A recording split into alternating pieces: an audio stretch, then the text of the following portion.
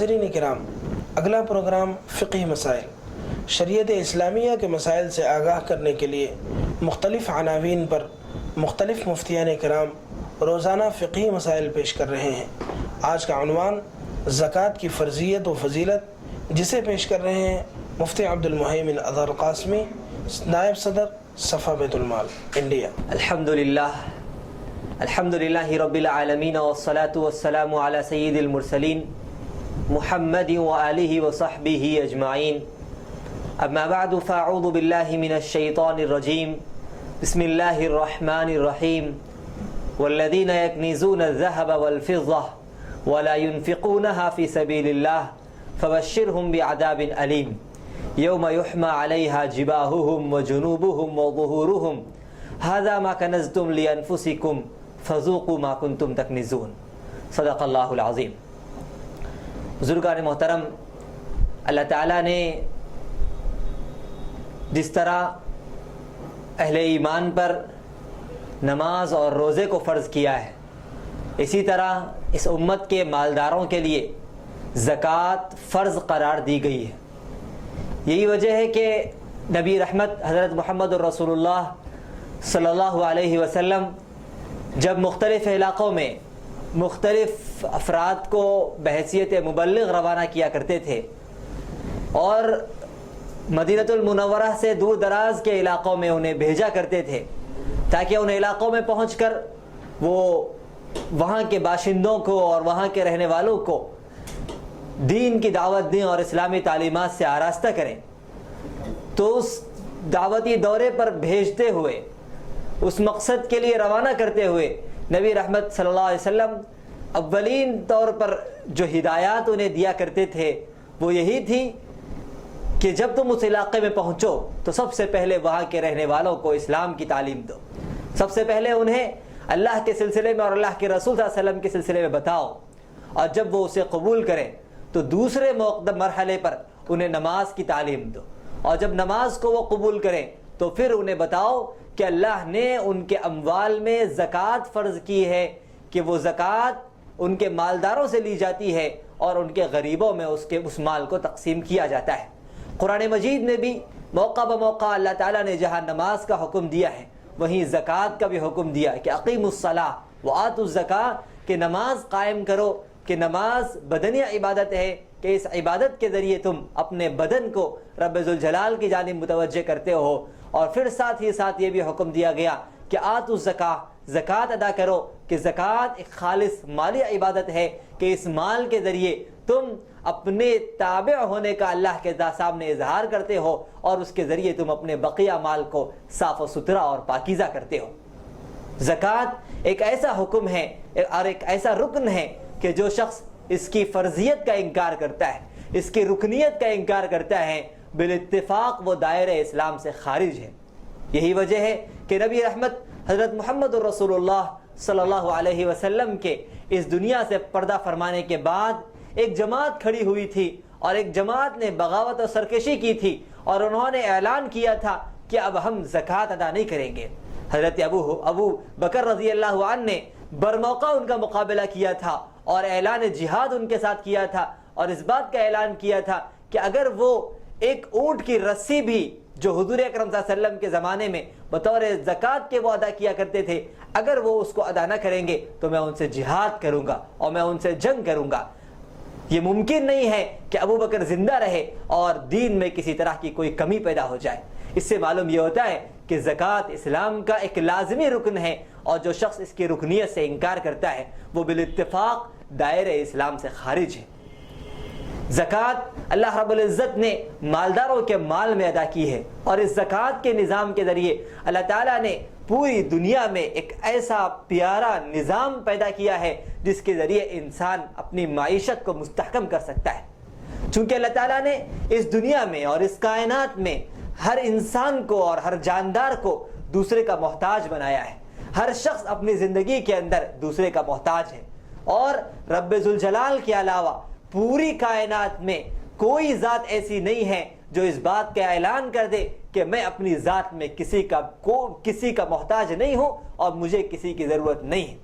اللہ تعالیٰ نے اس پورے کائنات کے نظام کو اس طرح سے بنایا ہے کہ ہر انسان اپنی زندگی کے گزارنے میں اور ہر انسان اپنی زندگی کی گاڑی کو آگے بڑھانے میں دوسرے کی مدد کا اور دوسرے کی مدد کا محتاج ہے. یہی وجہ ہے کہ ہر مالدار کو اللہ نے محتاج بنایا ہے غریب کا، غریب کو اللہ نے محتاج بنایا مالدار کا، مالک کو اللہ نے محتاج بنایا ہے نوکر کا، نوکر کو اللہ نے محتاج بنایا ہے مالک کا. اور ان کی روزی اللہ تعالیٰ نے ایک دوسرے کے سبب سے منسلک کر دی ہے کہ ایک بیچنے والا اپنی روزی حاصل کر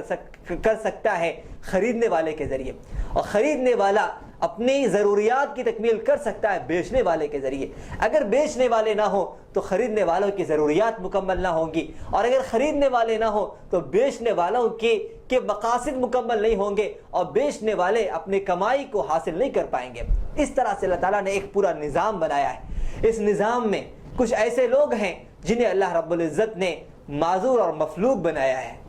کچھ ایسے لوگ ہیں جن پر اللہ نے ایسی ذمہ داریاں عائد کی ہیں جو ذمہ داریاں وہ دوسرے کی مدد کے بغیر ادا نہیں کر سکتے. چنانچہ مالداروں کو حکم دیا گیا ہے کہ وہ ایسے افراد کی تحقیق کریں، ایسے افراد کا جائزہ لیں، ایسے افراد کو ڈھونڈیں.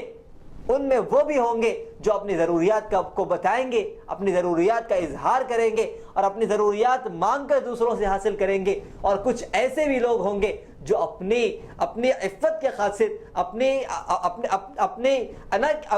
جو اپنی ضروریات کا دوسروں کے سامنے اظہار نہیں کر پائیں گے. اللہ تعالیٰ نے حکم دیا کہ مالداروں کی ذمہ داری ہوتی ہے کہ وہ دونوں طرح کے لوگوں کی تحقیق کرے. للسائل والمحروم، وہ شخص جو سوال کرتا ہے، اپنی ضرورت کا اظہار کرتا ہے، اگر واقعتاً وہ ضرورت مند ہے تو اس کی بھی ضرورت کی تکمیل کی جائے. اور دوسرا وہ آدمی جو اپنی ضرورت کا اظہار نہیں کر پاتا لیکن کچھ مشکلات اس کے ایسے درپیش ہے کہ ان مشکلات کو اس کے پیشانیوں سے پہچانا جا سکتا ہے، ان کی ضرورتوں کو ان کے چہروں سے بھاپا جا سکتا ہے اور ان کے چہروں سے ان کی ضرورت کو پڑھا جا سکتا ہے. اللہ تعالیٰ نے حکم دیا کہ مالداروں کی ذمہ داری ہے کہ وہ ایسے افراد کی بھی تحقیق کر ایسے افراد تک پہنچ کر ان کے ضروریات کی تکمیل کی کوشش کریں. اس بہترین نظام کے ذریعے اللہ تعالیٰ نے ضرورت مندوں کی ضرورت کی تکمیل کا اہتمام فرمایا ہے. اس سے ضرورت مندوں کی ضرورت مکمل ہوتی ہے. اور پھر جب مالدار لوگ ضرورت مندوں کی ضرورت مکمل کرتے ہیں تو نبی رحمت حضرت محمد رسول اللہ صلی اللہ علیہ وسلم نے ایسے لوگوں کے لیے دنیا میں بھی خوشخبریاں دی ہیں اور آخرت میں بھی ایسے لوگوں کے لیے بڑے اونچے مراتب رکھے گئے ہیں. وہ لوگ جو بڑے اہتمام کے ساتھ اپنے اموال کی زکوٰۃ نکالتے ہیں اور اپنے مال کی زکوٰۃ نکال کر اس کو ضرورت مند تک پہنچاتے ہیں، دنیاوی طور پر اللہ رب العزت ان کے مال کے حفاظت کے اسباب پیدا کر دیتا ہے. ان کے مال کو اللہ تعالیٰ ہلاکت سے محفوظ کر دیتا ہے اور ان کا مال اللہ کی حفاظت اور اللہ کی نگرانی میں چلا جاتا ہے. اور پھر اللہ کی جانب سے رحمت کے دروازے کھول دیے جاتے ہیں. خود اللہ تعالیٰ نے حکم دیا، خذ من اموالہم صدقۃ تطہرہم وتزکیہم بہا وصلی علیہم، کہ اے نبی صلی اللہ علیہ وسلم آپ ان صحابہ کرام کے اموال سے زکوٰۃ حاصل کیجئے، صدقات حاصل کیجئے غریبوں کے لیے.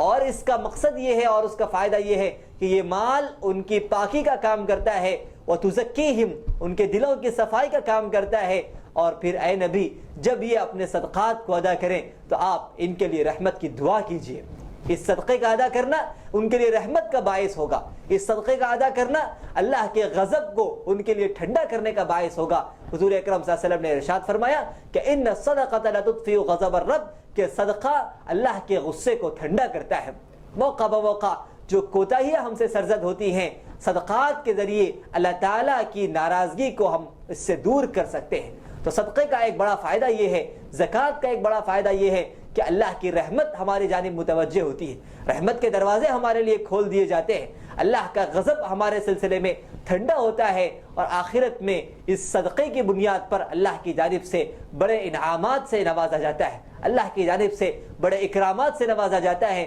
جو آدمی اس زمانے میں اور اس دنیا میں مختصر سا مال صدقہ کرتا ہے، اللہ تعالیٰ قیامت میں اس کا بدلہ پہاڑوں کی شکل میں عنایت فرماتا ہے. نبی رحمت حضرت محمد رسول اللہ صلی اللہ علیہ وسلم نے ارشاد فرمایا کہ قیامت کے دن بندہ بڑے بڑے ثواب کے پہاڑ دیکھے گا. وہ سوال کرے گا کہ اتنے بڑے بڑے ثواب کے پہاڑ میں نے کیسے حاصل کر لیے؟ تو اسے کہا جائے گا اور اسے بتایا جائے گا کہ وہ جو تھوڑا سا مال تو نے اللہ کے راستے میں اخلاص کے ساتھ خرچ کیا تھا، آج اللہ رب العزت نے انہیں اتنا بڑھاوا دیا ہے کہ وہ پہاڑ کی شکل میں تمہارے سامنے پیش کیے جا رہے ہیں۔ خود قرآن مجید میں اللہ تعالیٰ نے اس کی وضاحت فرمائی ہے کہ مثل الذین ينفقون اموالهم فی سبیل اللہ کمثل حبۃ انبتت 7 سنابل فی کل سنبلۃ 100 حبۃ واللہ یضاعف لمن یشاء، کہ اللہ کے راستے میں جو شخص مال خرچ کرتا ہے اس کی مثال ایسی ہے جیسے کہ ایک دانہ زمین میں بویا جاتا ہے، ایک دانہ زمین میں پرویا جاتا ہے، اور اس ایک دانے کی بنیاد پر 7 بالیاں زمین سے نکلتی ہیں، اور ہر بالی میں 100 دانے ہوتے ہیں، یعنی ایک دانے کے بدلے میں اسے 700 دانے دیے جاتے ہیں۔ ایسے ہی جب 1 روپیہ اللہ کے راستے میں کوئی شخص خرچ کرتا ہے، اللہ تعالیٰ اس کے اخلاص کی بنیاد پر اس کو بڑھاتا رہتا ہے، جبکہ ایک کے بدلے میں 700 بلکہ اس سے بھی زیادہ اجر و ثواب اللہ کی جانب سے دیا جاتا ہے۔ واللہ یضاعف لمن یشاء، اور اللہ جسے چاہتا ہے بے پناہ اجر و ثواب عنایت فرماتا ہے۔ اس کے رحمت کے دروازوں میں کوئی کمی اور کوتاہی نہیں ہے، اور اس کے دریا میں کسی قسم کی کوئی کمی نہیں ہے، وہ جسے جتنا چاہتا ہے نوازتا ہے۔ اسی لیے ضرورت اس بات کی ہے کہ آدمی جو بھی خرچ کرے اخلاص کے ساتھ خرچ کرے، اللہ کو راضی کرنے کے لیے خرچ کرے۔ آدمی جو بھی خرچ کرے اللہ تعالیٰ کی رضامندی کے حصول کو اپنا مقصد بنائے۔ اور اس کے مقابلے میں وہ لوگ جو اپنے اموال کی زکوٰۃ ادا نہیں کرتے، جو اپنے اموال کی زکوٰۃ کے ادا کرنے کے سلسلے میں کوتاہی سے کام لیتے ہیں، نبی رحمت حضرت محمد رسول اللہ صلی اللہ علیہ وسلم نے انہیں بڑے سخت وعیدیں بیان کی ہیں۔ حضور اکرم صلی اللہ علیہ وسلم نے ارشاد فرمایا کہ وہ آدمی جو مال جمع کرتا ہے اور اپنے جمع شدہ مال کی زکوٰۃ ادا نہیں کرتا، مثل لہ یوم القیامت شجاعا، اللہ تعالیٰ فرماتے ہیں کہ قیامت کے دن اس کے مال کو اژدہے کی شکل دے دیا جائے گا، بڑا خطرناک قسم کا اژدہا اس کے مال سے بنایا جائے گا، اور وہ اژدہا اس کے گلے کا طوق بن جائے گا، اور اس کے منہ کی دونوں باچھوں کو پکڑ کر کہے گا انا مالک انا کنزک، کہ میں تیرا مال ہوں، میں تیرا خزانہ ہوں۔ دنیا میں تو مجھے راحت کا سامان سمجھا کرتا تھا، دنیا میں تو مجھے فخر کا سامان سمجھا کرتا تھا، دنیا میں تو مجھے اطمینان کا سامان سمجھا کرتا تھا، اور تو نے مجھے اس مقصد کے لیے جمع کیا تھا تاکہ میں تجھے پریشانیوں سے نجات دلاؤں، تو نے مجھے اس مقصد کے لیے اکٹھا کیا تھا تاکہ میں تیری مصیبتوں میں تیرا کام آؤں، لیکن تو نے مجھ سے اللہ کا حق نہیں نکالا، مجھ سے تو نے غریبوں کا حق نہیں نکالا۔ تیرے پاس سائل آیا کرتے تھے تو ان کو جھڑک کے بھگایا کرتا تھا، تیرے پاس ضرورت مند آیا کرتے تھے تو ان کی ضروریات سے صرف نظر کر لیا کرتا تھا، اور تیرا مقصد یہ تھا کہ تیرا مال صرف تیرے کام آئے اور تیرے علاوہ کسی اور کے ہاتھ تک وہ نہ پہنچے۔ لیکن حقیقت یہ تھی کہ جب تو نے اللہ کے حق کو اس سے بھلا دیا تو آج تیرا جمع کردہ مال تیرے لیے مصیبت کا باعث بن رہا ہے۔ میں ہی وہ مال ہوں جس کو تو راحت کے لیے جمع کرتا تھا، لیکن آج مجھے تیرے عذاب کے لیے مسلط کیا گیا ہے، آج مجھے تجھے ہلاک کرنے کے لیے مسلط کیا گیا ہے، آج مجھے تیرے کیے کا بدلہ دینے کے لیے مسلط کیا گیا ہے، اور تو اپنے کیے کی سزا چک۔ قرآن مجید میں اللہ تعالیٰ نے خود ارشاد فرمایا کہ والذین یکنزون الذهب والفضة ولا ينفقونها في سبيل الله فبشرهم بعذاب علیم، کہ وہ لوگ جو مال جمع کر کے رکھتے ہیں اور اس مال میں زکوٰۃ ادا نہیں کرتے، اس مال میں اللہ کا حق ادا نہیں کرتے، اے نبی صلی اللہ علیہ وسلم آپ انہیں دردناک عذاب کی خوشخبری سنا دیجیے۔ یوم یحمى علیہا جباہہم وجنوبہم وظہورہم ھذا ما کنزتم لانفسکم فذوقوا ما کنتم تکنزون، کہ قیامت کے دن ان کے اس مال کو آگ میں تپایا جائے گا، اور اس تپتے مال کے ذریعے ان کے بازوؤں کو، ان کے پہلوؤں کو اور ان کے پیشانیوں کو داغا جائے گا، اور داغتے داغتے ان کی مصیبتوں میں اضافے کے لیے ان سے کہا جائے گا ھذا ما کنزتم لانفسکم، یہ وہ مال ہے جو تم اپنے لیے جمع کر کے رکھتے تھے، یہ وہ مال ہے جو تم اکٹھا کر کے رکھتے تھے، اور یہ وہ مال ہے جس کے ذریعے تم اللہ کے حق کو ادا نہیں کرتے تھے۔ فذوقوا ما کنتم تکنزون، جو مال تم نے جمع کیا ہے آج اس مال کی سزا اور اس مال کا بدلہ تم چکھ لو، اس مال کی سزا انہیں سنائی جائے گی اور اس مال کا انہیں بدلہ دیا جائے گا۔ اسی لیے اللہ تعالیٰ نے فرمایا کہ وَلَا يَحْسَبَنَّ الَّذِينَ يَبْخَلُونَ بِمَا آتَاهُمُ اللَّهُ مِنْ فَضْلِهِ هُوَ خَيْرًا لَهُمْ بَلْ هُوَ شَرٌّ لَهُمْ، کہ وہ لوگ جو اللہ کے دیے ہوئے مال میں بخل کرتے ہیں انہیں کبھی بھی ان کے سلسلے میں یہ تصور نہیں کرنا چاہیے کہ وہ بڑی بھلائی پر ہیں اور بڑے خیر کو انہوں نے حاصل کر لیا ہے، اور بڑے خوش قسمت ہیں اور بڑے صاحب نصیب ہیں۔ کبھی انہیں نفع میں نہیں سمجھنا چاہیے اور کبھی ان کو دیکھ کر یہ تصور نہیں کرنا چاہیے کہ وہ بڑی بھلائی میں اور بڑے خیر کے اندر ہیں کہ سارے مال کو انہوں نے اپنے لیے جمع کر لیا ہے اور ان کے مال کا کوئی حصہ بطور زکوٰۃ کے نہیں نکلتا، سارا مال ان کا کام آئے گا۔ اللہ تعالیٰ فرماتے ہیں کہ کبھی ایسے لوگوں کو دیکھ کر رشک کی نگاہیں یا ایسے لوگوں کو دیکھ کر کبھی رشک کی نظریں اپنے اندر پیدا نہ کرنی چاہیے، بلکہ یہ لوگ بڑی ہلاکت میں ہیں۔ وہ نہیں جانتے کہ ان کا مال انہیں کس راستے پر لے جا رہا ہے، وہ نہیں جانتے کہ ان کا مال انہیں کہاں لے جائے گا، وہ نہیں جانتے کہ ان کے مال کو ان کے ہلاکت کا سبب بنایا جائے گا۔ بل ہوا شر لہم، وہ مال ان کے لیے ہلاکت کا باعث بنے گا، ان کے لیے نقصان کا سبب بنے گا، ان کے لیے وہ مال کبھی فائدہ مند نہیں ہوگا۔ سیطوقون ما بخلوا بہ یوم القیامہ، جس مال کے ذریعے وہ بخل کرتے ہیں اسی مال کو ان کے گلے کا طوق بنایا جائے گا اور اسی مال کو ان کے عذاب کا باعث بنایا جائے گا۔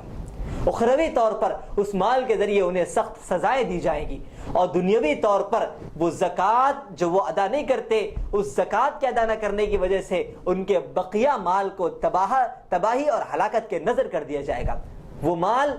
مختلف قسم کے حادثات کا شکار ہو جائے گا، مختلف قسم کی تباہیوں کے دہانے پر پہنچ جائے گا۔ آج آئے دن ہم مختلف قسم کے حادثات اپنے کانوں سے سنتے ہیں کہ مال جل گیا، گھر جل گیا، خزانہ برباد ہو گیا، حادثات کی نظر ہو گیا، دواخانوں کی نظر ہو گیا۔ سب سے بڑا سبب اس کا نظر یہ آتا ہے کہ لوگ اپنی زکوٰۃ کے ادا کرنے میں کوتاہی سے کام لے رہے ہیں۔ جب لوگ اپنی زکوٰۃ کو پابندی کے ساتھ ادا کریں گے، پورے حساب اور نظم و نسق کے ساتھ اس کو ادا کریں گے، تو اللہ کی جانب سے اس کی حفاظت کے اسباب پیدا کیے جائیں گے۔ چنانچہ نبی رحمت صلی اللہ علیہ وسلم نے ارشاد فرمایا کہ ما خالطت الزکاۃ مالا قط الا اہلکتہ، کہ جب بھی زکوٰۃ کسی مال کے ساتھ ملتی ہے وہ زکوٰۃ اس مال کو ہلاک کر دیتی ہے۔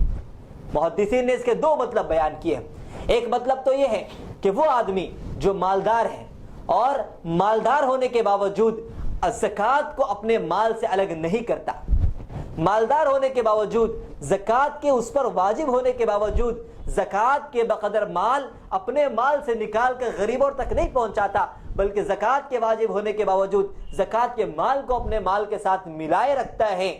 نبی رحمت صلی اللہ علیہ وسلم نے فرمایا کہ وہ زکوٰۃ کا مال اس کے بقیہ مال کو بھی ہلاک کر دیتا ہے، اس کے بقیہ مال کو بھی تباہی کے نظر کر دیا جاتا ہے اور وہ اپنے سارے مال سے ہاتھ دھو بیٹھتا ہے۔ اس حدیث کا دوسرا مطلب یہ بیان کیا گیا ہے کہ وہ آدمی جو زکوٰۃ کا مستحق نہیں ہے اور مستحق نہ ہونے کے باوجود زکوٰۃ کے مال کو حاصل کرتا ہے، زکوٰۃ کے مال کو دوسروں سے لیتا ہے اور مستحق نہ ہونے کے باوجود، مالدار ہونے کے باوجود اس مال کو استعمال کرتا ہے، یہ دوسرے کی زکوٰۃ کو اپنے مال کے ساتھ ملانا خود اس کے مال کو تباہ کر دیتا ہے۔ وہ شخص جو مالدار ہے، جو خود صاحب استطاعت ہے، جو خود صاحب حیثیت ہے، لیکن اس کے باوجود دوسرے کے مال کو لے کر اپنے مال کے ساتھ ملاتا ہے، دوسروں سے زکوٰۃ حاصل کر کے اپنے مال میں اضافہ کرتا ہے، وہ زکوٰۃ کا اپنے مال سے ملانا خود اس کے مال کو تباہ کرنے کا باعث بن جائے گا اور اس کے ذریعے خود اس کا مال بھی تباہ ہو جائے گا۔ بڑا عجیب نظام اللہ تعالیٰ نے انسانیت میں پیدا کیا ہے اور بڑا عجیب مزاج اللہ تعالیٰ نے انسانیت کا بنایا ہے۔ ایک طرف تو مالداروں کو حکم دیا ہے کہ وہ غریبوں کو ڈھونڈ ڈھونڈ کر، ضرورت مندوں کو ڈھونڈ ڈھونڈ کر ان کی ضروریات کی تکمیل کریں اور ان کی ضروریات کی تکمیل کی کوشش کریں۔ دوسری طرف وہ لوگ جو دوسروں کی زکوٰۃ حاصل کرتے ہیں، دوسروں کی زکوٰۃ کو لے کر اپنے مال کے ساتھ ملاتے ہیں، انہیں اللہ تعالیٰ نے متنبہ کیا ہے کہ اگر واقعتاً وہ ضرورت مند ہیں تب تو انہیں اجازت ہے کہ وہ اس مال کو استعمال کریں، لیکن اگر وہ اس مال کا ضرورت مند نہیں ہے، اللہ نے ان کی ضرورت کی تکمیل کے اسباب پیدا کر دیے ہیں، وہ اپنی طاقت کے بلبوتے پر، اپنی استطاعت کے بلبوتے پر، اپنی قوت کے بلبوتے پر اپنی ضروریات کی تکمیل خود کر سکتے ہیں، لیکن محض اپنی خواہشات کی تکمیل کے لیے وہ دوسروں سے مال حاصل کرتے ہیں، محض اپنی خواہشات کی تکمیل کے لیے ضرورت سے زائد مال دوسروں سے بطور زکوٰۃ کے لیتے ہیں۔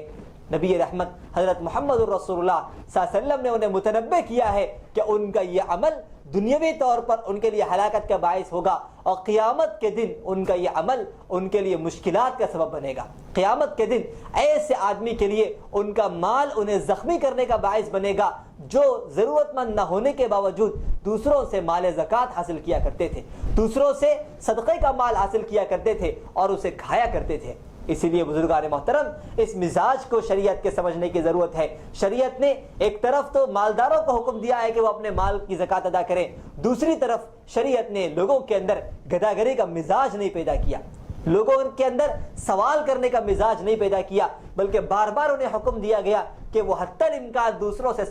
دوسروں سے مانگنے سے احتراز کریں، دوسروں کے سامنے اپنی ضرورت کے اظہار سے اجتناب کرے، دوسروں کے سامنے بھیک مانگنے سے گریز کیا کرے، اس لیے کہ یہ پیشہ اور یہ چیز اللہ کو نامحبوب ہے اور اللہ کی نگاہوں میں بڑی بری ہے۔ وہ لوگ جو ضرورت مند نہ ہونے کے باوجود دوسروں سے مال زکوٰۃ کو حاصل کرتے ہیں اور ان کی نگاہیں ہمیشہ دوسروں کے مال پر لگی ہوتی ہیں، انہیں نبی رحمت حضرت محمد رسول اللہ صلی اللہ علیہ وسلم کے ان احکامات کا جائزہ لینے کی ضرورت ہے کہ نبی کریم صلی اللہ علیہ وسلم نے جن پیاری تعلیمات سے ہمیں آراستہ کیا تھا، آج ہم نے ان تعلیمات کو پس پش ڈال کر مختلف قسم کے وبال ہم نے اپنے اوپر لاد دیے۔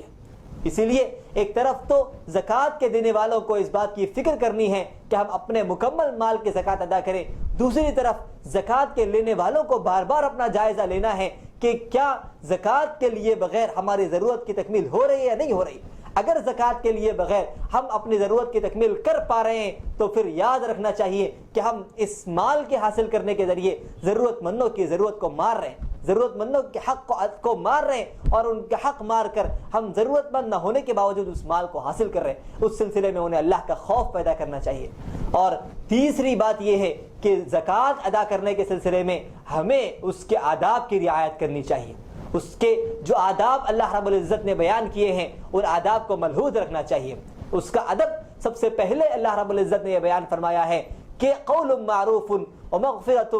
من صدقۃ یتبعها اذی، کہ بھلی بات کر دینا بہتر ہے اس صدقے کے مقابلے میں جس کے ساتھ انسان مختلف قسم کی مصیبتیں لگا دیتا ہو۔ صدقہ ادا کرنے والے کو چاہیے کہ وہ جس کو صدقہ ادا کر رہا ہے اس کے اوپر احسان نہ جتلائے، اس کے اوپر کسی قسم کا بوجھ نہ ڈالے۔ بہت سے لوگ ہوتے ہیں جو زکوٰۃ ادا تو کرتے ہیں لیکن زکوٰۃ کی رقم جن کو دیتے ہیں ان کے سامنے مختلف قسم کی ایسی کڑوی کسیلی باتیں کرتے ہیں کہ جن باتوں کے ذریعے ان کے دیے ہوئے مال کا اجر و ثواب ضائع ہو جاتا ہے، ان کے دیے ہوئے مال کا اجر و ثواب ضائع کر دیا جاتا ہے، اور زکوٰۃ ادا کرنے کے باوجود کسی طرح کا وہ ثواب حاصل نہیں کر پاتے۔ اس لیے زکوٰۃ کے ادا کرنے والوں کو چاہیے کہ وہ اس کے آداب کی رعایت کرتے ہوئے اس مال کے سلسلے میں سب سے پہلے اپنے آپ کو ریاکاری سے بچائیں۔ اس مال کا مقصد محض اللہ کو راضی کرنا ہو، ریاکاری سے گریز ہو، اور دوسرے نمبر پر اس مال کے ادا کرنے کے ساتھ ساتھ جس غریب کو وہ مال دیا جا رہا ہے اسے کسی قسم کی تکلیف میں مبتلا نہ کیا جائے، اس کے سامنے کڑوی کسیلی باتیں نہ کی جائیں، اور اس احترام کے ساتھ اور اس کی عظمت کا لحاظ رکھتے ہوئے اس مال کو اس تک پہنچایا جائے، تو انشاءاللہ یہ زکوٰۃ کا مال ہمارے لیے خیر کا باعث ہوگا۔ اللہ تعالیٰ سے دعا ہے کہ اللہ تعالیٰ ہمیں زکوٰۃ بھرپور انداز میں ادا کرنے والا بنائے۔ آمین وآخر دعوانا الحمدللہ رب العالمین۔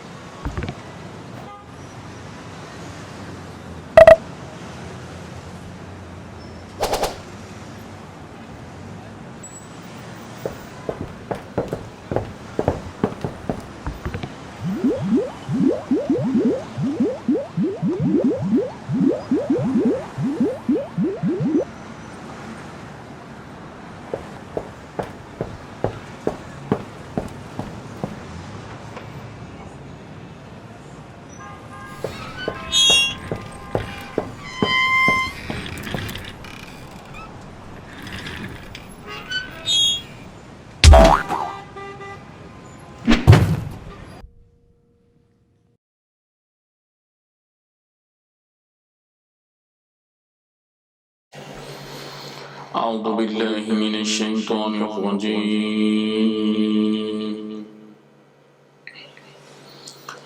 بسم الله الرحمن الرحيم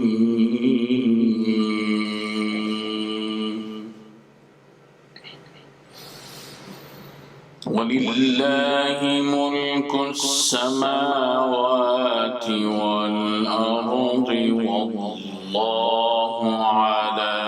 كل شيء قدير.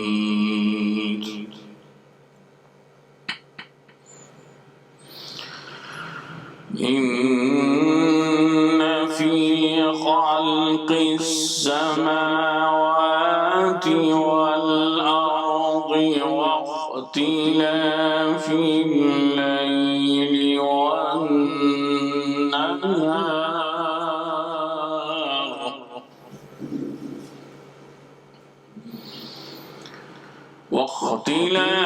الليل والنهار لآيات لأولي الألباب.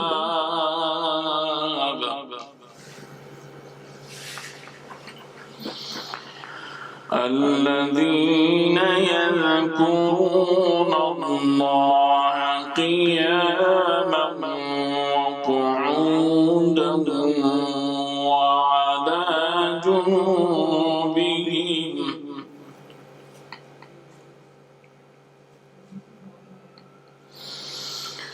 وعلى جنوبهم ويتفكرون في خلق السماوات والأرض.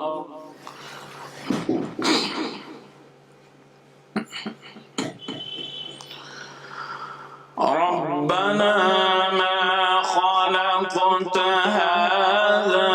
باطلا سبحانك فقنا عذاب النار.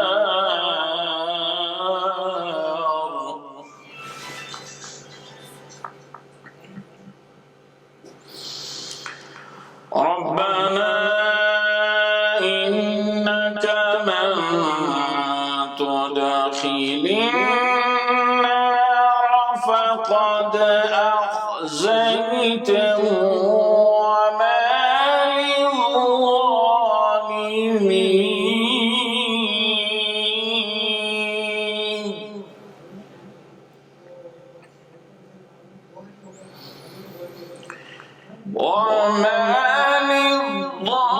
للظالمين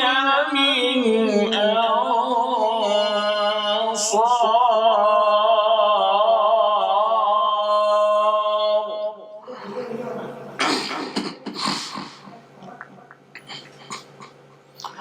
ربنا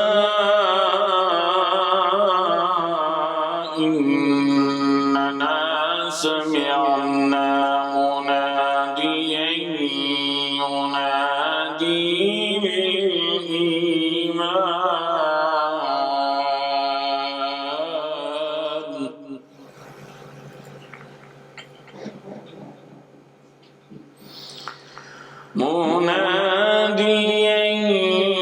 ينادي للإيمان أن آمنوا بربكم فآمنا.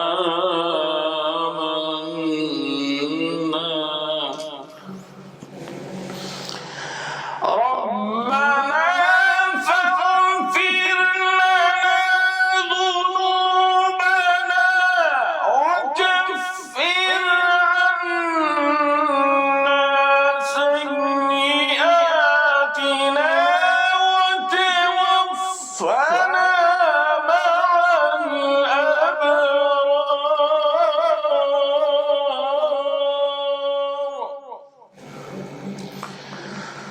ربنا وآتنا ما وعدتنا على رسلك ولا تخزنا يوم القيامة إنك لا تخلف